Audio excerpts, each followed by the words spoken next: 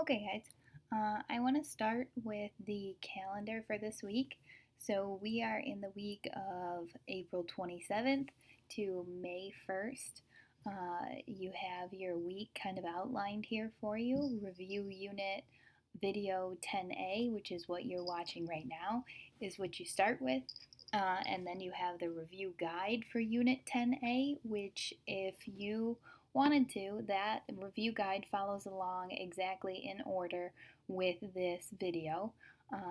And then on day 3 and day 4, you're going to work on your discussion response post, which is on the foreign policy change of the United States during World War II. And then on Friday, which is day 5, is when your discussion response is due and your review guide for Unit 10A is due. So the review guide that goes with this video. So this maps it out a little bit of how to walk through your work for this week. All right, so we are in the age of global crisis, World War II. This is Unit 10. We are going to break Unit 10 down into 3 different pieces, and this is the first part, Part A. And like I said, if you follow along with your study guide, you'll be able to answer the questions in order as we go. So let's get started. Section 1 are going to be the conditions in Europe leading up to World War II. Some of this is going to sound a little bit like review. So if we look at what the heck led up to World War II, the first thing we have to talk about, of course, is the Treaty of Versailles. This is going to be signed following World War I.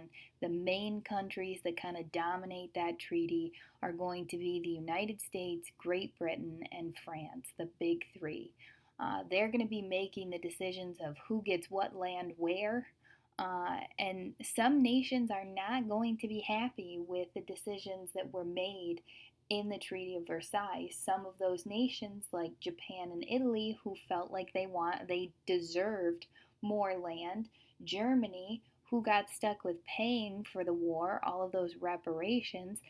These countries are not going to be happy. They are going to be left with feelings of anger and despair and even feelings of revenge following this treaty being signed, which you can see in this political cartoon over here. You have the countries on the hand being forced to follow the peace terms that the big countries had to, that the big countries made those decisions. And that's not fair in the eyes of Japan, Italy, and Germany.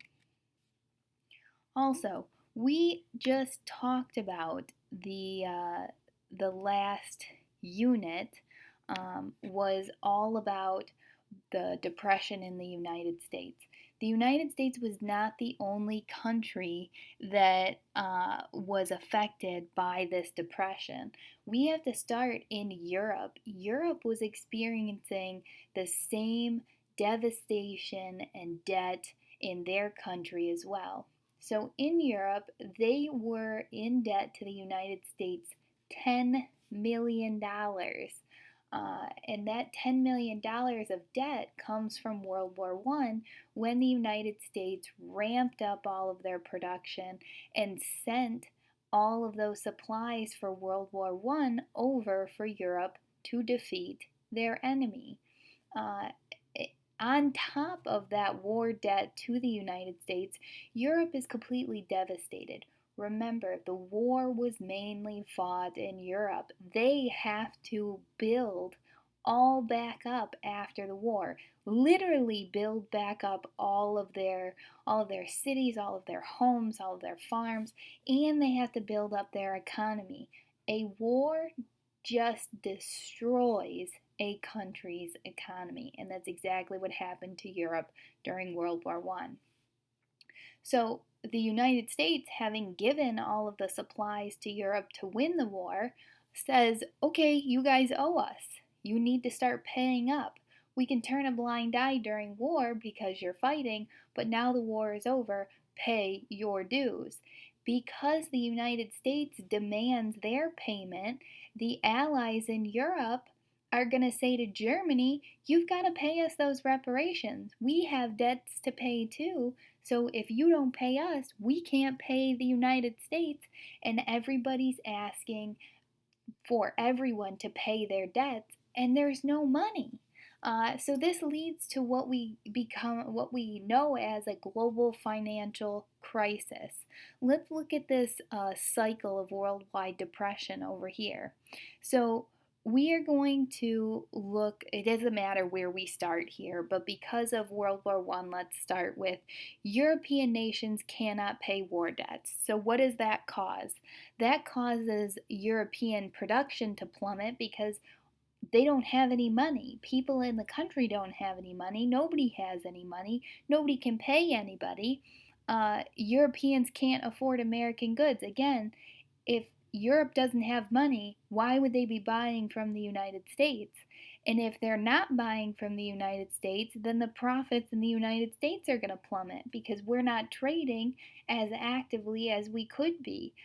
We're only producing for the United States instead of the whole world, so we're losing money. And that leads to US investors having little or no money to invest. So if they can't invest, then the economy in Europe isn't going to get any better because nobody's investing anywhere. And the cycle just keeps going and going and going. So in the time leading up to World War II, it wasn't just the United States that was experiencing a depression, it was the whole world. We were just a piece of the pie of everybody experiencing a depression. Now, you guys know all of this stuff already, but totalitarian dictators were on the rise and becoming extremely popular in countries like Russia, where you see the communist leader Stalin, in Italy, where you see the fascist leader Mussolini, in Japan, where you see the militaristic emperor Hirohito, and in Germany, where you have the totalitarian dictatorship of Hitler in Nazi Germany. So this idea of a totalitarian, somebody who completely and totally controls all aspects of life, were popping up in Europe, mainly because of the conditions created after World War One. That feeling of anger, resentment, depression as far as their economy. People were looking for a strong leader, and these men took advantage of that situation. And their beliefs of these Axis powers is what they become known as nationalism, pride in one's country, militarism, building up a strong military so no one could ever defeat us like they did in World War One again, and imperialism. This is going to be the big one going into World War Two. We want the most land. We want the biggest military to show that pride in our country. All of these four, Russia, Italy, Japan, Germany, they all wanted to be the best. They wanted to be the biggest, the strongest, and that is going to lead us into some pretty big problems. The League of Nations. Remember, the League of Nations was a part of Woodrow Wilson's 14 points. The United States did not join the League of Nations. That is going to be a huge problem. Reason being is this first point right here. The League of Nations did not have a standing army. Think about it. In World War I, who lost? The European nations. They lost millions and millions and millions of men. They were not left with an army after World War I to defend or kind of back up anything that the League ordered any country to do. The United States had that manpower. When the United States doesn't join, that means that the League of Nations does not have any manpower. That worldwide depression that we just talked about, that further weakened all of these countries because they were all trying to rebuild their economy. They couldn't just put all of their energy into the League of Nations, they had to take care of their people first. So that further weakens the League of Nations. Because of the conditions in places like Britain and France, they took on this idea, this policy of appeasement towards Germany. It all begins with Britain and France saying, we're going to make some concessions for peace to keep the calm waters and not really make Germany angry. So Germany uh, was thought to be this kind of buffer between the Soviets and Britain and France. So Britain and France is thinking bigger picture here. They want to keep Germany happy so that they don't have an enemy and then a larger enemy on either side of them. This policy would go on to encourage fascist leaders to become more bold and more aggressive. Have you ever heard the saying, you give them an inch, they take a mile? That is appeasement. That's what happened with Germany.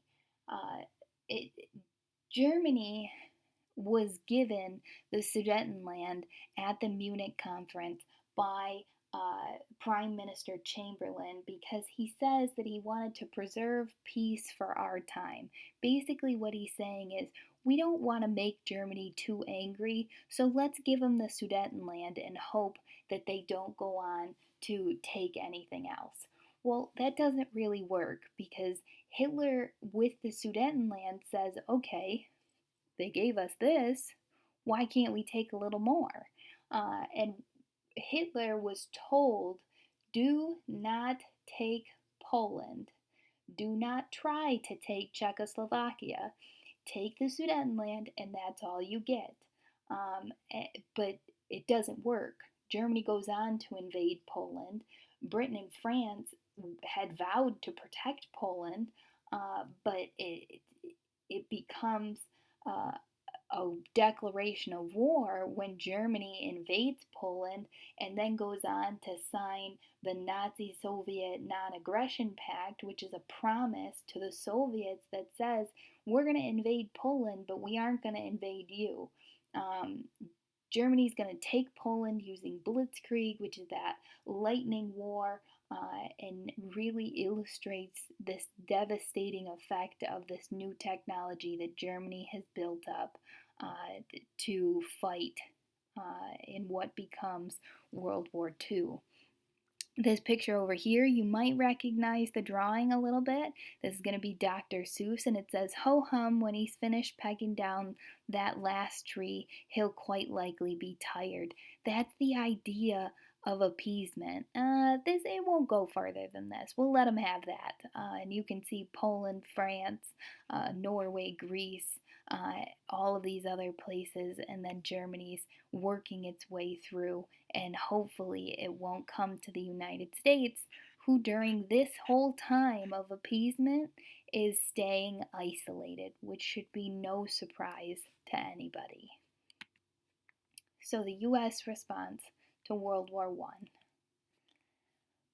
Our initial response is just like it was during World War I. Americans after World War I say the war wasn't worth it. We shouldn't have fought in it in the first place. It just caused a whole loss of life. It cost a lot of money. And we really kind of go back into our turtle shell after World War I. The Great Depression of the 30s is going to be the main focus of the United States. Don't pay attention to what's going on over there in Europe. It doesn't matter. They believe in isolationism. Stay out of it. Ignore it. This picture over here is the perfect depiction of it. The United States laying in their own bed saying, what a lucky thing we've got separate beds, and all of the problems in Europe are over here. Stay over there. We're fine over here. Keep us separate. Pacifism is also extremely popular, an opposition to war, an opposition to building up the military, opposition to violence. Remember, the Republican presidents of the 20s are going to pull funding from building up the military to make the people happy because they don't want to see a big military. And these people in the 1920s, 1930s, they're going to say, we don't want to send our sons to war again. We just did that. We lost them. It was terrible. Let's not do it again. So the initial response of the United States is isolation due to the Great Depression and the effects of World War I. So let's look at what isolationism looks like. So 1929, stock markets crashing. We have terrible conditions in the United States. The U.S. is going to sign the Kellogg-Briand Pact, and if we remember this from the last unit, the Kellogg-Briand Pact was a statement of trying to get countries to outlaw war, saying it would be illegal for anybody to go to war ever again. 1935. We're still in the thick of the Great Depression. The United States is going to pass the Neutrality Act of 1935. What this does is it prohibits means it's not allowed, it prohibits the selling of arms. Arms would be weaponry, tanks, ships, anything like that, to belligerents. Belligerents are going to be nations at war. So the first Neutrality Act of 1935 says we are not giving any supplies to anybody at war. We are staying out of that. That is isolationism right there. Don't sell anything, don't get involved, ignore it, stay away from it. 1936, we see a little bit of a change though. We have FDR as the president trying to get us out of this Great Depression. We're going to see the Neutrality Act of 1936 be passed. This prohibits loans to belligerents. Remember, belligerents are nations at war. So the United States here is saying, we've got enough going on in our economy. We can't be giving money to people at war because we don't have it. So again, you see isolation here. Stay out of it. Don't even look at the people who are in war. And then 1937. This right here is the biggest shift.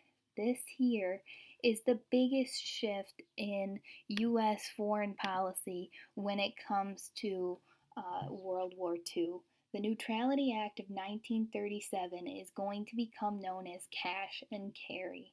And what this says is that we can trade, but only non military goods to belligerents, those nations at war, on a cash and carry basis. So, what this means is if these countries that were at war wanted to trade with the United States and they had cash on hand and ships to carry it away, then they could come and get it and take it. So we see isolationism in 1929, 1935, 1936, and we're shifting to true neutrality towards 1937. The Neutrality Acts are going to be passed to avoid making the mistakes that got us into World War I. We don't want to look like we're favoring one side or the other leading up to the war. So the first two Neutrality Acts in 35 and 36 are going to say, we are not trading with anybody. Look, we don't have a side. But then Americans pass the cash and carry, that if you have cash on hand and have a ship to come and pick it up, you can do that and we'll trade with you even if you are at war. And Americans look at this and say, we look like we're picking sides because it was passed to help our allies, and specifically Britain is going to benefit from this. And cash and carry brings out that fear of Americans saying this might violate neutrality and this could threaten U.S. involvement in the war. But the reason we pass cash and carry is because we don't want our ships out on the water. So we're saying if you can come to our ports, You can pay cash so that we can pull ourselves out of this Great Depression, and you can carry it away so our ships don't get blown up on the open seas, then you can have it.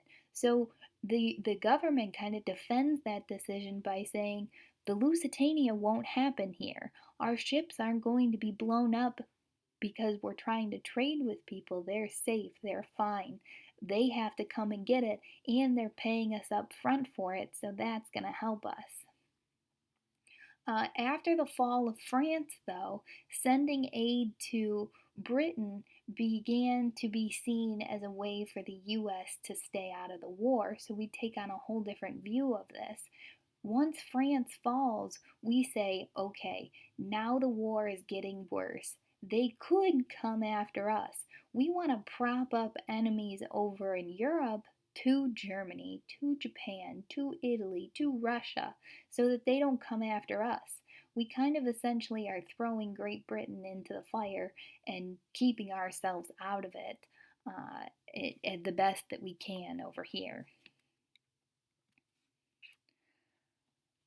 So, Germany, Italy, and Japan are going to sign what is called the Tripartite Pact, which is essentially a pact that makes them allies. This makes the United States extremely nervous. So, what do? We pass the Selective Service Act. This is a peacetime draft. We are not at war yet, but we are actively preparing for war. The draft is going to ignite this argument in Congress of the isolationists and the interventionists. The isolationists are going to say, we don't need a draft. We're not getting involved in the war. We're staying isolated. But the interventionists are going to say, the war is on our doorstep. It is getting bigger. We need to be prepared. The interventionists are ultimately going to win in Congress, and that leads us to the Lend-Lease Act. When you lend somebody a piece of gum, do you expect to get it back after they've chomped and chewed on it and all the flavor is gone? Do you want them to spit it back in your hand so that you can chew on it too? I hope that you're saying absolutely not, because that is the idea behind the Lend-Lease Act. The United States is going to lend or lease any defense supplies. So these are ships, these are planes, these are bombs to Great Britain. Anybody who's trying to defend themselves um, during the war against countries like Germany, like Japan, like Italy. Um, but the only way we could help Great Britain is by lending it to them because they didn't have the money to pay for it. And Roosevelt, FDR, is going to defend this decision by saying, we are protecting the United States without going to war. We have to give these people fighting over in Europe something to fight with, or else they're going to come here. FDR is going to call the United States the great arsenal for democracy. Arsenal. Arsenal is a stockpile of weapons. That stockpile of weapons here in the United States, where we are able to produce them, is going to be meant to defend democracy for the whole world. Because if the US doesn't give the weapons needed for the war, there will be no such thing as democracy. If we look at this over here, you have Hitler here telling the United States, you're playing with dynamite by planning to lend Great Britain arms. And you've got the United States with all of their factories here, and we're able to produce it. We're able to make these arms that we can lend to Great Britain. And Uncle Sam is saying it would be dynamite if we didn't. So he's saying, if we don't give these arms to Great Britain, we're going to be the ones who are fighting here soon enough. So, the things that we usually remember about World War II is what's happening on the home front, what happened here. And of course, when I say that, we have to start with Pearl Harbor. The Japanese Empire is going to continue to grow. And as it continues to grow, it's using imperialism to kind of eat up all of these territories. And the United States is not down with that decision. We don't want Japan continuing to grow. So FDR is going to attempt to stop the growth of Japan with an embargo. Remember, during an embargo, we don't go. And he puts an embargo on Japan. So no ships are coming in, no ships are going out, they can't trade, they can't produce, and that's going to cause tensions between the United States to grow with Japan over this issue of expansion. Japan is going to see the role of the United States in this Second World War, and they're going to look at the United States and say, we don't like that you're sitting on the sidelines. We don't like that you're controlling or attempting to control from the sidelines when you're not actually fighting. They don't like that the United States is trying to stop their expansion. So Japan is going to try to poke the sleeping bear of the United States. And the way that they're going to do that is by attacking at Pearl Harbor. A harbor, we know, is where ships are parked. The military base in Pearl Harbor had a huge stockpile of our ships, of our planes, and Japan thought that if they were to attack at Pearl Harbor with a surprise attack, they could harm our presence in the Pacific Ocean. So that's what they do. They attack at Pearl Harbor. You see over 1,000 people die. You see a heavy loss to our weaponry, which forces the hand of Congress to declare war, which was the goal of Japan all along. They wanted to get the United States involved. They knew that the only way to get us involved would be to attack us. So that's exactly what happens. They attack, the United States gets angry. You hear the infamous speech from FDR, December 7th, 1941, a day that will live in infamy. You get that here. The United States is angry. The United States now has an enemy to point their finger at. We now have a reason to get in the war. We have been attacked. Again, you see ships getting sunk and the United States getting into war. We now have to defend ourselves. We have to retaliate. We have to get revenge. And Pearl Harbor does just that. So on the home front, what do we see? The War Powers Act, very important. Following the attack on Pearl Harbor, the United States Congress is going to pass the War Powers Act to give FDR more authority when it comes to making decisions in the war effort. FDR is going to have to act fast. He's going to tell Congress, I need to have the power to act swiftly. If I don't have that power, we could have a significant loss of life before I can even make a decision, which leads to the passing of the War Powers Act. Here, you can see FDR dictating what needs to be produced by what factories when. You see him being able to send troops where he needs to send troops. You see him being able to make these big decisions without having to have 10,000 checks and a slow process standing in his way.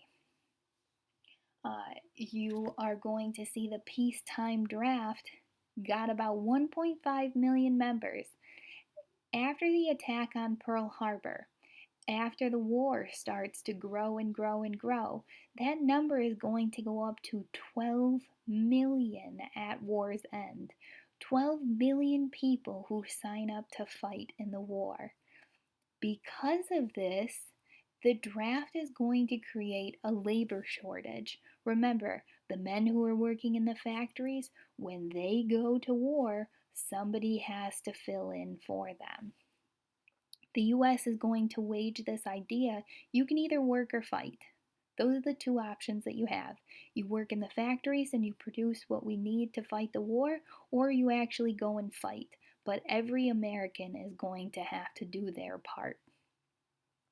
Because of this, the US is going to increase production. We were increasing production for cash and carry when other countries are coming to the United States to pick up goods and carry them back to their country. We're ramping up production for Lend Lease, where we're leasing out, lending out all of these weapons for war. And what that increased production does is ensure that the Allies would win the war, but it also drags us out of the Great Depression. The government's going to launch their Liberty and Victory Loan or bond campaign. Remember, a bond is where you essentially give the government money and they give you an IOU. That IOU says if you give me $10, I'm going to give you $10 plus interest in X amount of years. And that is going to drive us to collect the money just like we did for World War I, again for World War II, to pay for that very expensive war that we're fighting in. These bonds were advertised just like this over here. Save to beat the devil, buy the victory bonds, which they're saying is give the government your money. With this money, we will go on and protect the country. Last piece for today. When we talk about the men leaving and going and fighting in the war, we have a labor shortage. This is when you see the Rosie Riveter campaign. We see about 6.5 million women enter the workforce during the years of World War II with the Rosie the Riveter campaign. Women, go to work. We can do it. We can help fight this war from the home front. You're also going to see women going to help out in the war effort through the Women's Auxiliary, which was created by Eleanor Roosevelt. This allowed women to serve at home and abroad as acting nurses and doing their part in the war effort. The defense spending, like I said, gets us out of the Great Depression. I don't know how long it would have taken us to get out of the Depression if it hadn't been for World War II. But thank God we don't have to study that and figure it out, because this World War pulled us out of that Depression. Americans went back to work. Women went to work. Men went to fight. And if they weren't fighting, they were working. Everybody now had a job.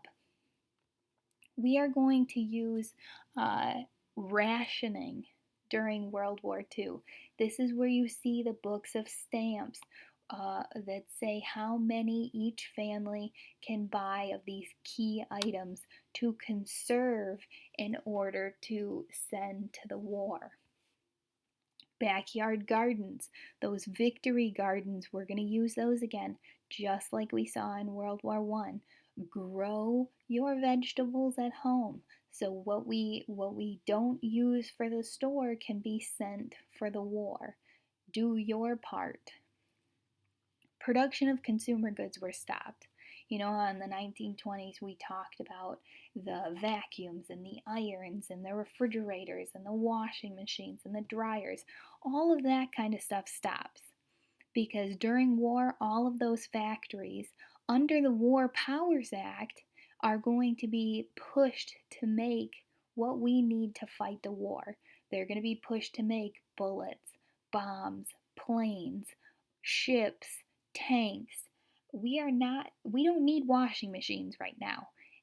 We need those factories and the assembly lines in those factories to be producing what we need for war. So no more consumer goods. We're not messing around here. You're going to see propaganda used, just like we've been seeing these posters. You're going to see propaganda in the forms of movies to remind people to encourage and support the war. Look at the enemy. We are fighting the enemy. Movies like Casablanca, movies movies like Destination Tokyo. You're going to see these movies depict what's happening in the war, depict the enemy of the war, and push people to form an emotional connection for what's happening and want them to support. The government's going to constantly remind people that every dollar is spent on the war. Every dollar that they get goes towards supplies that could win us the war. So the home front, all dedicated to the war effort. And that is where we're going to stop today. I want us to revisit that calendar up here so we can see that what we have to do this week.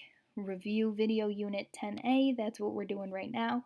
Hopefully while you were listening to this, you were doing your review guide for unit 10A, and then you have a few days to work on your discussion response and do the readings. There's 3 readings that go with that to evaluate the shift in foreign policy of the United States leading into World War II, and your discussion response and the review guide are due by Friday. As always, I will take early work. I hope you guys are doing well. Any questions, you email me and let me know.